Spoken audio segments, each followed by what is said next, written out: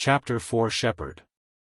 Lumion sprang to his feet, his eyes flashing with determination. Then let's go to your father. He had always been a man of action, and he knew that investigating the village legend couldn't wait. If he dallied, his sister Aurora would surely catch wind of it, and she would never allow him to proceed. In Aurora's eyes, delving into the realm of extraordinary powers was tantamount to playing with fire. How can I not know that there's danger? Aurora wouldn't lie to me about this. But even if the world is ablaze, I have to keep walking. I can't let Aurora face this alone. As he got up, this thought flashed across Lumion's mind. Every time Aurora mentioned that the world was becoming more dangerous, the seriousness and worry on her face couldn't be any more genuine. Raymond Gregg looked at Lumion with confusion etched on his face. Why are you looking for him? Lumion fixed him with a withering look. Ask him how long ago the legend of the warlock took place. Why is this guy struggling to comprehend such a simple matter? Perhaps I need to find some time to test his intelligence. Raymond still looked baffled as he gazed at Lumion. Why do you need to know such details? Should I bother trying to explain it to this clueless fellow? Or should I simply come up with a plausible excuse? He weighed his options. Lumion's mind raced as he considered his next move.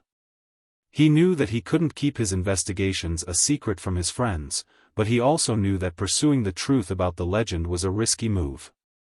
However, he quickly came up with an idea. He flashed a grin that he usually reserved for moments when he was about to deceive someone. Raymond took 2 steps back, sensing that something was amiss.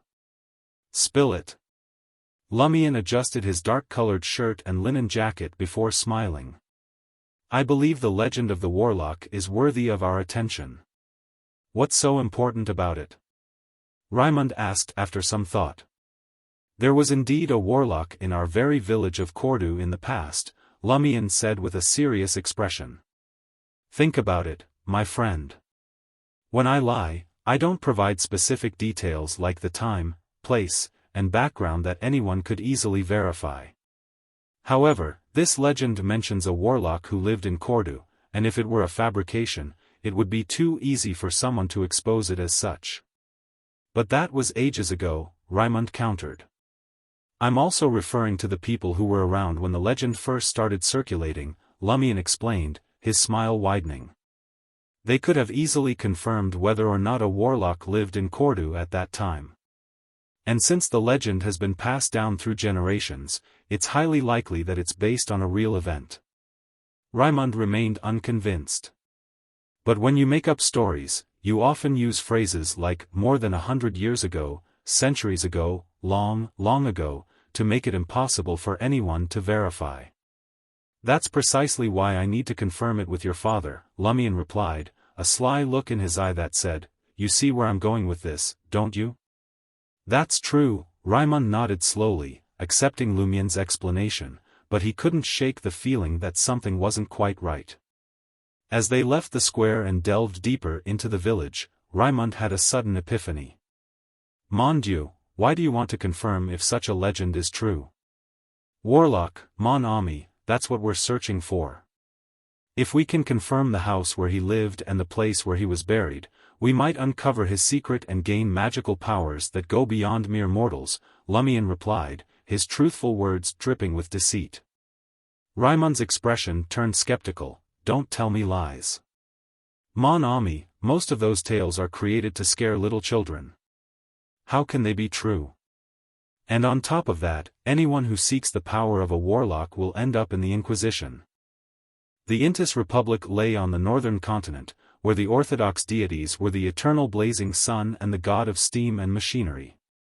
These 2 churches divided the faith of almost all the people, and they didn't allow the Church of Evernight Goddess, the Church of the Lord of Storms from the Lone Kingdom, the Church of Earth Mother from the Fainapotter Kingdom, the Church of the God of Knowledge and Wisdom from Lenberg, and the Church of the God of Combat from the Faesac Empire to come in and preach. The Eternal Blazing Sun Church's Inquisition was feared by all. Countless heretics had been locked up and subjected to unimaginable torture. Lumion laughed. Why are you fretting now, my friend? You said it yourself, most of those legends are false. The chances of finding a warlock's remains are slim to none. Besides, even if we do stumble upon the remains of a warlock, we don't have to take on his forbidden power. We can give it to the church and get a handsome reward. Oh right, a warlock's grave is sure to be overflowing with treasures. The church that Lumion spoke of was the Church of the Eternal Blazing Sunday. The Church of the God of Steam and Machinery wasn't found in Cordu, instead it was usually located in large cities and places with factories. Seeing the temptation growing in Raimund's eyes, Lumion couldn't help but click his tongue in satisfaction. Do you really want to be a shepherd, my friend? The shepherd here was not talking about the romanticized idea of a pastoral shepherd that city dwellers often had. No, this was a profession. Every morning, they would have to lead a flock of sheep out to graze and watch over them. Cordu was located in Dirige, Riston province. Being a shepherd was a profession here, a tough and lonely profession. They worked for sheep owners, herding dozens, even hundreds of sheep back and forth between the mountains and plains. This was known as a herding. Every autumn, the mountains around Cordu would wither, and the shepherds would lead the sheep out of the mountain pass to the warmer plains far away, sometimes crossing borders into Feyenopoder, Lemberg and other countries. By the beginning of May, they would have brought the sheep back to various villages to shear them and wean the lambs. In June, they would trek up the mountains and into the tall ranges. They'd live in shacks and make cheese while grazing the sheep until the weather turned cold. The shepherds spent their entire lives on the move, traveling from place to place. They only had a small window to return to the village, which made starting a family nearly impossible. Most of them were single, and the few widows who had no choice but to herd sheep for a living were highly sought after by the shepherds. Raimund fell silent. After a long while, he hesitantly said, "I'll listen to ya. It does sound like fun, and I could use something to pass the time." In the ordinary course of events, once the family decided which child would become a shepherd, they would dispatch him to a certain shepherd's location to assist between the ages of 15 to 18. There, he would learn the ropes of shepherding. 3 years later, the youngster would officially become a shepherd and seek employment elsewhere. 17-year-old Raimund, however, had found several reasons to postpone this matter for over 2 years. If his circumstances did not alter, he would have to start learning how to herd next year. "Come on," Lumion said, patting Raimund's shoulder. "Is your father in the fields or at home? Recently, there hasn't been much work. Lent is approaching swiftly. He's either at home or at the tavern." Raimund let out a voice of envy. "You don't know anything about this? You're definitely not a farmer.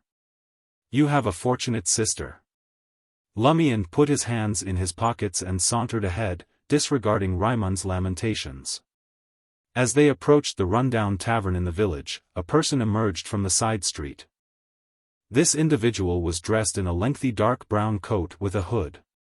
A rope was tied around his waist, and he wore a pair of brand-new, supple black leather shoes.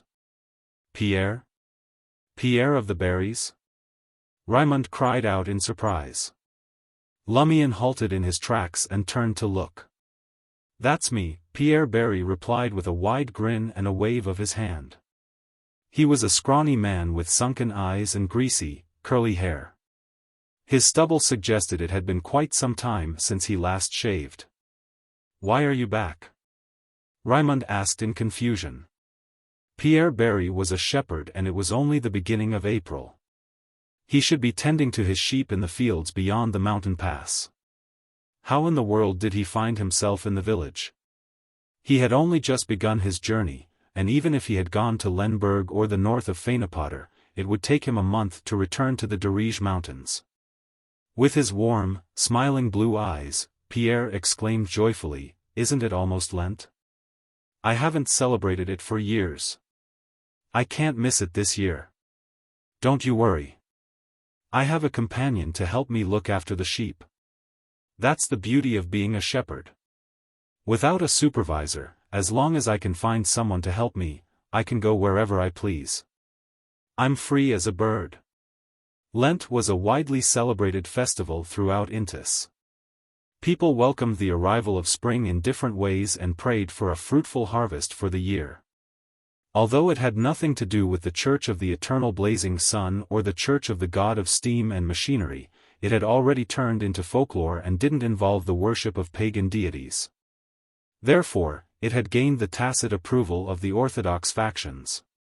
You want to see who'll be chosen as the spring elf this year, don't you?